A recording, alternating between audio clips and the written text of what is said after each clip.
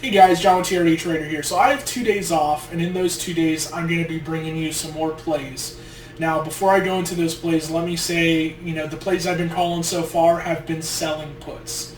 Now, selling puts and selling calls is, you can set it and forget it, and it's also a lot less risk because, either you're holding money or you're holding cash. It's less the risk than what I'm about to go into here, but if you time a put wrong and you end up getting forced to buy stock, you still hold an asset. The asset doesn't expire worthless, and so selling options is relatively risk-free. Risk is relatively less risky compared to what I'm about to show you here. Buying options is extremely risky because of what's known as theta decay. If the stock doesn't move in the direction you expected it to, if it stays the same or moves in the opposite direction, the option quickly loses value because every option you buy has an expiration date. So when you sell options, theta decay works in your favor, and it quickly depreciates your liability to the point where your liability expires to zero and you keep the money. However, when you buy options, it's extremely risky. Theta decay is working against you. So you have to either be extremely smart or extremely lucky that the stock moved in the direction you expected. So, before going further into this play and considering whether or not it's right for you, please have that in mind about the risk that, if you buy these options, they could potentially expire worthless and you could lose 100% of your money. So with that being said, I'm going to go into my analysis. If you've been paying attention, especially over the last week and a half, you'll notice that, here's a chart of the Dow Jones. Last week, the market took a dump because of COVID and inflation fears, COVID Delta variant and inflation fears. And then yesterday, the market decided that its reaction was overblown and it started to gain back some ground. So this is a Dow Jones chart. You'll notice the same thing with the NASDAQ chart.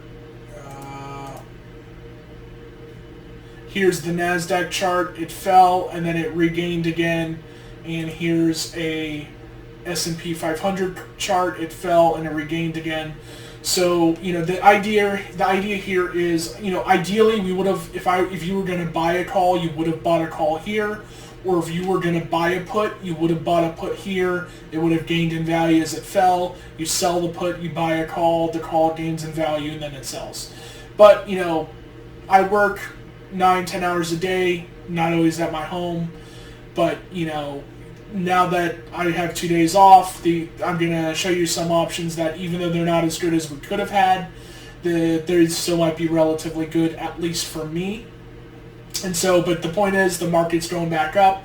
Now, here's the option I'm looking at. I'm looking at GVO, and I'm looking at specifically 60-day $5 strike price options. Why GVO?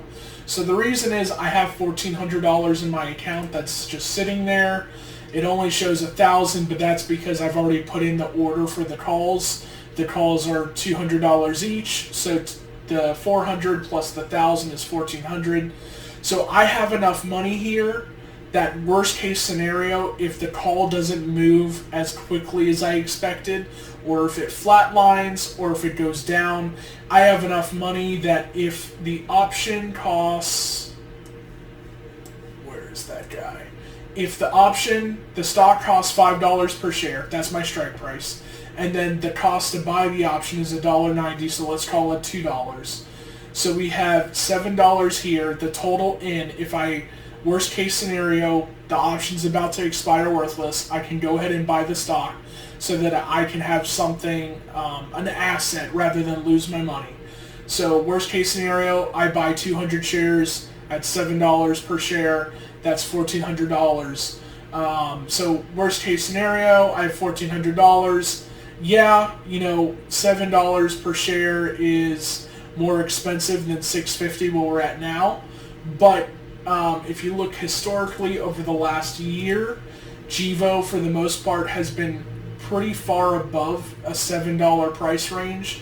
It has a long-term floor of about $6 or so, but here's another price support level at about 7, and then here's some more price support levels at about 8.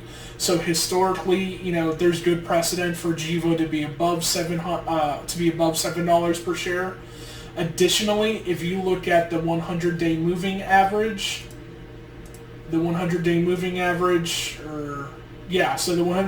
average, it's currently at 644. The price is currently at 651, so this shows a strong support level at 650. And I believe that price support level is going to get ratcheted up as the market becomes more confident. For instance, you'll see here that after the market fell, it found price support, went up, hit resistance, bounced off resistance, broke through resistance, hit resistance, fell back a little bit, broke through resistance, found price support again, and I believe it's about to break through resistance again. It's probably going to shoot above $7 soon. So I think this is a prime opportunity to buy calls because the stock is going to go up. Best case scenario, the stock goes up, my calls mature in value 5, 10, 15, 20%. I can sell them for a 20% gain, within the next week. Worst case scenario, I get stuck with stock that is worth $7. Well, I paid $7, and historically, most of the time, it's been worth more than $7. In that case, let's say it bounces around, and in 2 months it reaches $7, and it's now $7.01. I can sell the stock for a profit. So maybe worst case scenario in those 2 months, I didn't make any money.